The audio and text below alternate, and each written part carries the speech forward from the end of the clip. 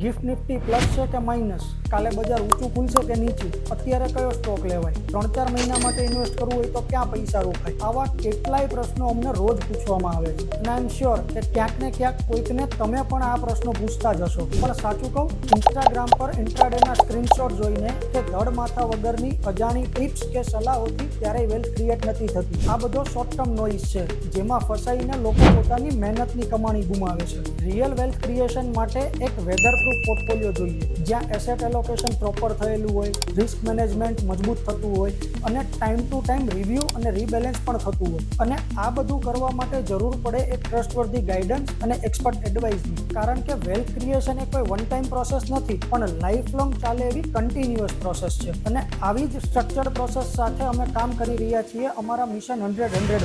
અમારો ગોલ છે 100 કરતાં વધુ વિઝનરી ઇન્વેસ્ટર્સને ગાઈડ કરવા, જેઓ આ ડિસિપ્લિન સિસ્ટમ અને અમારા અનુભવ સાથે પોતાના પોર્ટફોલિયોને 100 કરોડ પ્લસ સુધી લઈ જવા માંગે છે. જો તમારે પણ આ ડેઇલીના માર્કેટ નોઇઝથી દૂર થઈને સાચા રસ્તે જો વેલ્થ ક્રિએટ કરવી હોય તો DM કે કમેન્ટ કરો. Let's connect and start doing it right way.